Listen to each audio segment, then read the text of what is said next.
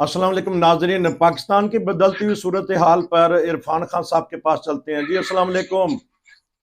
वालेकुम। बताइएगा, कल रात के फैसला हुआ, शहबाज शरीफ साहब नवाज शरीफ को बनाना चाहते थे, नवाज शरीफ साहब ने उनको नामजद कर दिया है। और क्या देख रहे हैं ये इन हालात में? और मरियम नवाज तो पक्की है पंजाब के ऊपर, कुछ बताइएगा, तबसरा कीजिए। देखें, जो पाकिस्तान के हालात हैं इस वक्त जो सियासी तौर पे, उसके अंदर इन नॉमिनेशनों को से इन लोगों को मेरे हिसाब से तो अभी इस तरफ नहीं जाना चाहिए। ता वक्त के पहले हल्फ तो उठा लें, पहले एक सूरत हाल वाज़ेह तो हो कि हाँ हुकूमत कौन बनेगा। अभी तक तो यही नहीं पता कि हुकूमत कौन बना सकेगा, तो उसके अंदर नॉमिनेशनों के चक्करों में पड़ जाना, तो ये तो बंदर बांट, इख्तियार की बंदर बांट वाली बात है, जो हमेशा से पाकिस्तान के ये तीन जो बड़ी है सियासी पार्टियां, इनका रवैया हमेशा यही रहा है। अब भी नाजुक हालात के अंदर इलेक्शन हुए हैं, किसी को पास सही मेजोरिटी नहीं है, किसी को पता नहीं क्या है वो हुकूमत बना सकेगा या नहीं बना सकेगा, लेकिन वही बंदर बांट शुरू हो गई है। ऐसे रास्ते पैदा किए जा रहे हैं कि सरदारी सब चाहते हैं, उनको मुल्क की फिक्र नहीं, उन्हें अपनी सदात की फिक्र है। और पीपल पार्टी साथ जुड़ी हुई है कि जी हाँ जी हमारे सदर बन जाए, सरदारी साहब सदर बन जाए, मरीम नवाज साहब जो है वो पंजाब की चीफ मिनिस्टर बन जाए, सिंध की वजीर खलियाल तालपुर साहब बन जाए। ये सारी बातें नेक्स्ट स्टेप थे। इससे पहले ये वाजे होना चाहिए कि हाँ हुकूमत बनेगी कि नहीं बनेगी। जब तक सेंटर में हुकूमत नहीं बनती तो मैं नहीं समझता कि उस भाई हुकूमतों को कोई हल्फ उठाने देगा। जिन्होंने ये इंतखाबात करवाए, जिन्होंने इंतखाबात कंट्रोल किए हैं, वो पहले सेंटर में हुकूमत बनेगी, उसका फैसला होगा, तो उसके बाद ही दूसरे स्टेप उठाने देंगे।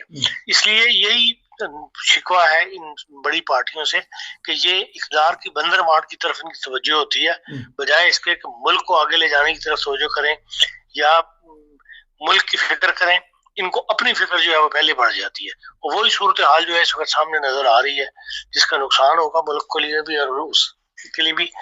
साथ ये भी कह रहे हैं कि IMF से हमें 6 अरब रुपए चाहिए फौरी तौर पे, जो जो भी बनाएगा उसको 6 अरब के लिए उसको बातचीत करनी पड़ेगी। ये मुल्क की हालत है, और कभी अभी उठाया नहीं हलफ, और सामने नजर आ रहा है कि भाई अगर 6 अरब ना मिले तो हम कहाँ से कौन करेंगे और कहाँ से बजट बना लेंगे ये लोग।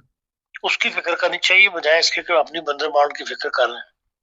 अभी आपने 3-4 दफा लफ्ज फिक्र बोला है, तो जो स्टैब्लिशमेंट है या अदालत है जिन्होंने ये चीजें करवाई हैं, तो वो नहीं इनको बैठा सकते कि कुछ फिक्र अपनी ना करें, फिक्र मुल्क की करें? अदालत का ये काम तो नहीं है कि सियासतदानों को लेकर बैठाते रहे। स्टैब्लिशमेंट का काम है कि वो अगर चाहे तो जिस तरह पहले मुदाखलत करते रहे, अभी प्रेशर डाल सकते हैं। मैं समझता हूँ कि आमतौर पर अवामी प्रेशर जो है वो डेवलप होना चाहिए, और लोगों को सड़कों पर निकल के आना चाहिए कि ये तमाशा लगाने के लिए तो हमने इतना बड़ा तकलीफ नहीं उठाई, वोट नहीं दिए, कि भाई तुम अपनी बंदर मार्ट की फिक्र करो। तो सड़कों पे किसकी हमायत? अवामी प्रेशर आएगा तभी ये सीधे होंगे। निकले हुए तो हुए हैं सड़कों पे, सड़कें तो भरी पड़ी हैं एहतजाज में के और यार 50 60 100 बनना है, 200 बनने से कुछ नहीं बनता। अच्छा। पूरा मुल्क बाहर आए, अच्छा। सड़कों पर आए, तभी इन्हें समझ आएगी कि हाँ भी अब आवाम एक तब्दीली चाहते हैं, ये निजाम की तब्दीली चाहते हैं, ये हमसे जान छुड़ाना चाहते हैं, ये हमसे जान छुड़ा लेंगे अगर हमने इनकी बात ना सुनी। तो तहरीक इंसाफ को तो थोड़ी सी ढील दिखानी चाहिए। आपने 2 को तो कह दिया, तो तीसरी पार्टी जो मेन है, अगर वो थोड़ा सा लचक दिखाएं तो मामला दुरुस्त नहीं हो सकते। देखिए, हम ये तो कल भी आप प्रोग्राम में किसी में मैंने कहा था कि भाई जब तक मुफाहमत की पॉलिसी नहीं इख्तियार करेंगे सियासतदान, उस वक्त तक बात नहीं बनेगी। इस वक्त सबको अपने मकसद छोड़ के, चाहे वो तहरीक इंसाफ है, चाहे पीपल्स पार्टी है, चाहे नून लीग है, सबको अपने मुफाद छोड़कर मुल्क के मुफाहमती पॉलिसी इख्तियार करनी चाहिए, अपने अपने जिद से पीछे हटना चाहिए, और इस वक्त एक कौमी हुकूमत बननी चाहिए ताकि मुल्क को जो है वो आगे चले। मुल्क का रियासत का पहिया इस वक्त एक किस्म का जाम है। इन बातों का सबसे ज्यादा फर्क जो पड़ता है वो इंडस्ट्री पे पड़ता है, प्रोडक्शन पे पड़ता है, और जिसकी आम आदमी को तो समझ नहीं आ रही होती, लेकिन 3 महीने के बाद 4 महीने के बाद जब फिगर सामने आते हैं तब पता लगता है। अब हर तरफ से रेड अलार्म जो है वो पाकिस्तान के लिए बोला जा रहा है, लफ्ज इस्तेमाल किया जा रहा है, तो इनको फिक्र करनी चाहिए, और तहरीक इंसाफ को भी अपनी जिद छोड़ के और मुफाहमती पॉलिसी इख्तियार करके इनके साथ बैठना चाहिए और एक कौमी हुकूमत बननी चाहिए।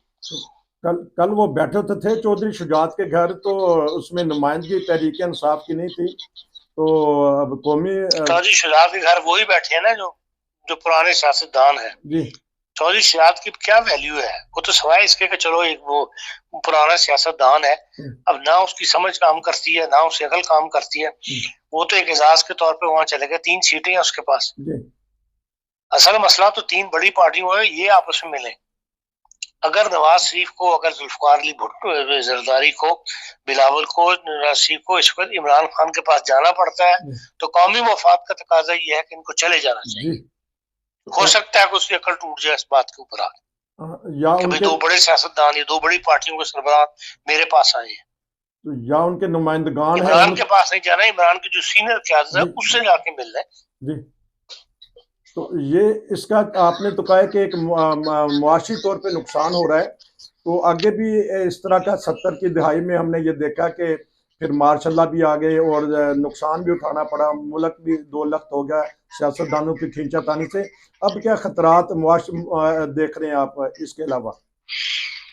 मैं अगर माशी तौर पे मुल्क खत्म हो गया तो जो लोग नजर लगा के बैठे हुए पाकिस्तान के ऊपर, पाकिस्तान के जो एटमी प्रोग्राम है उस पर कब्जा करने वाले, वो खुश होंगे और उनका रास्ता और आसान हो जाएगा। अच्छा, तो और जो हम आप ये देख लें कि आप हमसे 6 शहबाज शरीफ साहब का बयान है कि अगर वजीर आजम जो भी हुकूमत बनेगी उसको सबसे पहला काम ये है IMF से 6 अरब रुपए मांगे। और दूसरी तरफ चाइना, उसने अमेरिका ने जो आज बयान दिया है 95 अरब, हम 6 अरब के लिए रो रहे हैं, 95 अरब डॉलर जो है वो खर्च करेगा यूक्रेन के ऊपर और इसके ऊपर इसराइल के ऊपर, और तीसरा मुल्क इसके ऊपर ताइवान के ऊपर। इन तीनों मुल्कों के लिए उसने जंगी खर्चा देना है लोगों को, वो 95 अरब रुपए है। 15 अरब रुपए वो इसराइल को दे रहा है गजा के तबाही के लिए, और तो गजा के अंदर जो लोग मुतासर होंगे उनके लिए, उनको दोबारा पैरों पर खड़ा करने के लिए 10 अरब रुपए दे रहा है। तबाही के लिए ज्यादा दे रहा है 15 अरब। अच्छा। और 10 अरब डॉलर जो है वो उनको ले दे रहा है। अच्छा, तो ये बताएगा कि हमारी हालत ये कि हम अपनी सांस बहाल करने के लिए 6 अरब रुपए मांगने के लिए निकलने वाले हैं। इससे ज्यादा और खतरनाक हालात क्या होंगे? अगर इस वक्त भी सियासतदानों को होश नहीं आती तो फिर कब आएगी? फिर भूल जाए इस मुल्क को। तो एटमी असासाजात जो होते हैं उसमें फिर खतरा होता है, फिर बड़ी ताकतें बीच में आ जाती हैं रोकने के लिए। देखिए, उसके लिए तो लोगों ने ऐलान किया हुआ ऑलरेडी कि पाकिस्तान के पास एटमी असासे होने दुनिया के अमन के लिए खतरा है। उनके पास तो एक अमन का लफ्ज है, तो जिस तरफ चाहे इस्तेमाल कर लें। वो उस खतरे का ऐलान कर चुके हुए हैं कि भाई हम, पाकिस्तान इंतहा पसंदों के हाथों में है, इस इंतहा पसंद किसी वक्त भी कब्जा कर सकते हैं मुल्क के ऊपर, और ये एटमी हथियार उनके हाथ लग जाएंगे और उनको हमने महफूज करना है। तो आपस की लड़ाइयों में फिर इंतहा पसंद और मुतहर्रिक हो जाते हैं। लाजिम आगे जब उनको ग्राउंड मिल जाती है इस बात की, जब सियासी अदम इस्तेकाम होगा तो लाजमी तौर पर जो शरफ पसंद अनासर है, जो इंतहा पसंद अनासर है, उनका रास्ता ज्यादा साफ होगा, उनको ज्यादा जरूरत मिलेगी कि हाँ भी अब मैदान में कूद जाए।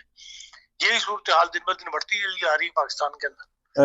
बहुत शुक्रिया नाज़रीन। इरफान खान साहब तवज्जो दिला रहे थे, एक अहम तबसरा है कि अगर सियासतदान अब मिलजुल कर ना बैठे तो फिर ऐसा वो ताकतें आ जाएंगी, मुतहर्रिक हो जाएंगी। आपका बहुत शुक्रिया। वो ताकतें मुतहर्रिक हो जाएंगी जो पाकिस्तान को नुकसान पहुंचाना चाहती हैं। पाकिस्तान को अंदरूनी मामलात में भी मसाइल का खतरा है, पाकिस्तान के बैरूनी मामलात में भी मसाइल का खतरा है। मकरूज हो चुका है इस वक्त हमारा मुल्क, IMF से कर्ज लेना है और अंदरूनी तौर पे शरपसंद हरकतें ऐसी कर रहे हैं कि वो हमारी सिक्योरिटी फोर्सेस के ऊपर हमले कर रहे हैं, नुकसान पहुंचा रहे हैं। हम आए दिन ये खबरें सुनते रहते हैं। अगर अब नहीं बैठे, इरफान खान साहब कह रहे थे, तो फिर कब बैठना है आपस में मिलजुल के? तीनों बड़ी पार्टियों को, इमरान खान साहब को भी साथ लें, नवाज शरीफ साहब भी साथ बैठे, सदर जरदारी को भी साथ बैठना चाहिए। अपने ओहदे की परवाह नहीं करनी चाहिए, बल्कि खुदादाद मुमलकत पाकिस्तान, रियासत पाकिस्तान और रियासत पाकिस्तान की आवाम का ख्याल रखना चाहिए। फिर हम कह सकेंगे कि हमारा मुल्क तरक्की कर सकेगा, वरना जो खतरात मंडला रहे हैं आलमी सतह पर वो इरफान खान साहब ने बता दिया। ये था स्पेशल प्रोग्राम। नसीर को इजाज़त दीजिए। अस्सलाम वालेकुम।